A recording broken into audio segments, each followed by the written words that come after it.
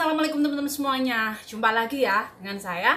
Video saya kali ini saya masih mau membahas tentang Hong Kong. Oh iya, untuk kalian semuanya ya di luar sana yang calon TKW Hong Kong nih, yang masih di PT ya, terutama untuk pemula maupun yang sudah Hong Kong, kalian wajib sabar ya. Memang karena untuk mendapatkan majikan atau mendapatkan job itu kalau Hong Kong memang butuh waktu yang lama ya. Kalian perlu tahu nih, paling cepat Hong Kong itu bisa terbang itu paling cepat ya, itu 4 bulan.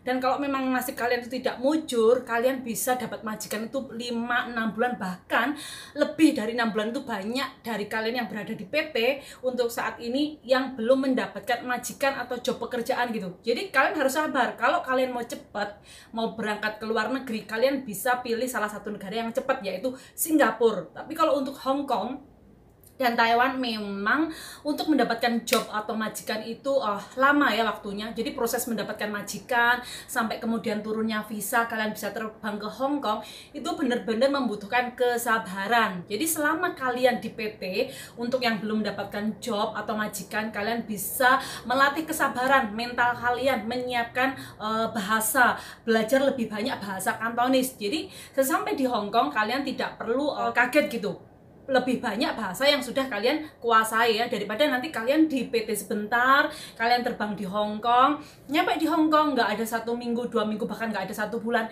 kalian dipulangkan ke Indonesia. Karena apa? Karena alasan kalian tidak bisa bahasa Kantonis. Dan itu faktanya banyak banget teman-teman kalian yang sudah berada di Hong Kong, mereka dipulangkan ke Indonesia gara-gara apa? Ya gara-gara mereka nggak menguasai bahasa, mereka nggak bisa bahasa Kantonis. Jadi untuk kalian yang belum mendapatkan job, kalian harap sabar ya. Oke? Video saya kali ini saya masih membahas tentang TKW Hong Kong. Kenapa?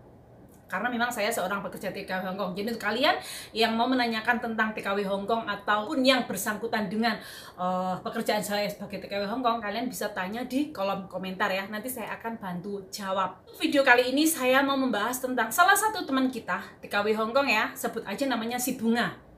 Si Bunga ini kena interminate oleh majikan. Padahal dia ikut majikan ini udah 2 kontrakan ya. Berarti 4 tahun nih. Nggak ada apa-apa, maksudnya majikannya juga baik, nggak pernah komplain pekerjaan dia, nggak pernah menyalahkan dia atau mimi momo atau huyim jim cerewet atau apa-apa, itu nggak, baik, semuanya baik. Bahkan si mbaknya ini udah bekerja selama 4 tahun. Nah singkat cerita, si mbaknya ini lanjut nih kontrak ketiga ya, dan mbaknya ini minta pulang nih cuti ke Indonesia. Nah usut punya usut, kenapa mbaknya di interminate ini? Ternyata begini teman-teman, si mbaknya ini pas sudah tanda tangan kontrak ketiga nih ya, baru aja kasusnya itu kemarin ya, belum ada 1 bulan. Karena Hong Kong memang sekarang terus lagi naik-naiknya ya. Dan si mbaknya ini minta cuti nih pulang ke Indonesia selama 3 minggu. Berhubung mbaknya ini mau pulang ke Indonesia dan dia itu merasa uang yang dibawa itu nggak cukup, karena dia cuma mempunyai tabungan di bank itu sekitar 20 juta gitu ya. Jadi dia merasa kayaknya kurang deh kalau saya 3 minggu cuma bawa uang 20 juta. Jadi dia tanpa sepengetahuan majikan ya, dia pinjem utang di salah satu bank yang berada di Hong Kong.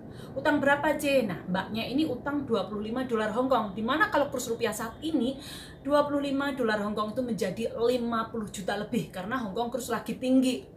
Nah si mbaknya dengan PD-nya nih bawa uang kan, yang dari bank 50 juta lah kasarannya ya, terus kemudian punya dia sendiri 20 juta, total ada 70 juta.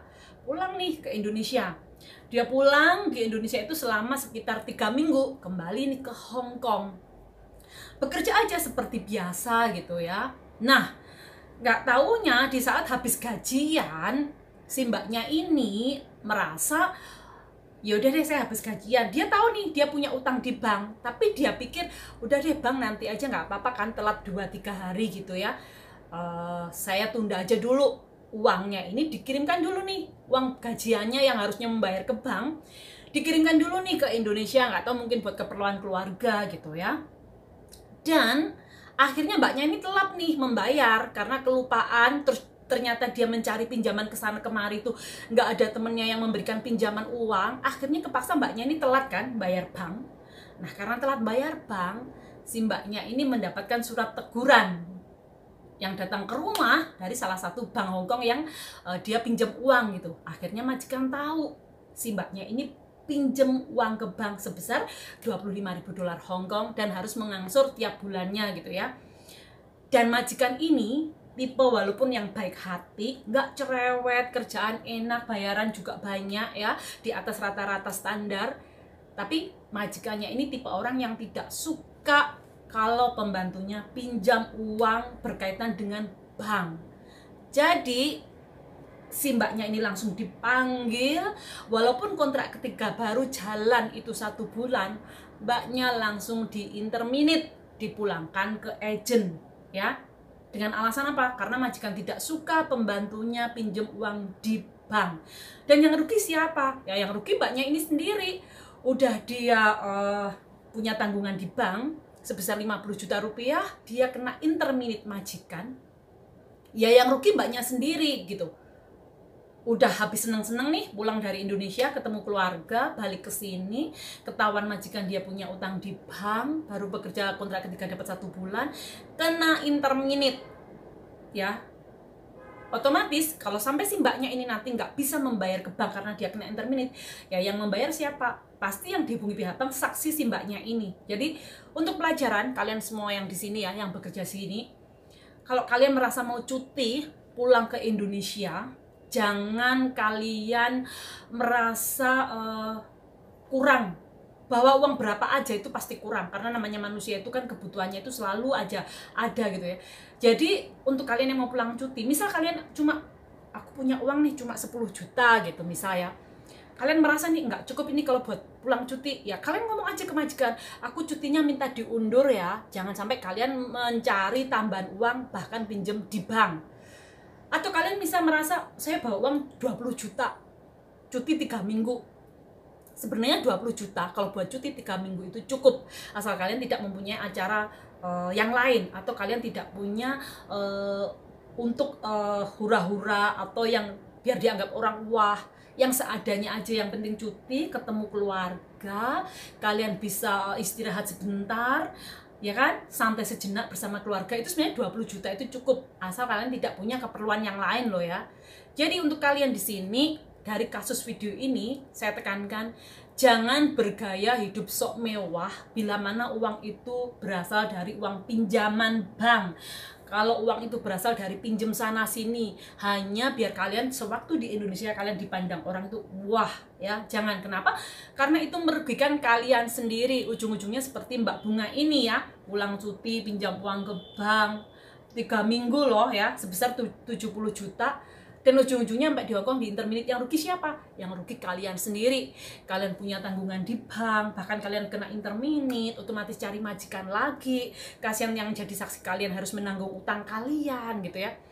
Jadi untuk kalian semuanya saya berharap jauhi meminjam uang, entah itu ke teman-teman atau entah itu ke bank ya. Kenapa? Ujung-ujungnya yang rugi kalian. Kalau kalian pingin sesuatu, kumpulkan gaji kalian per bulan.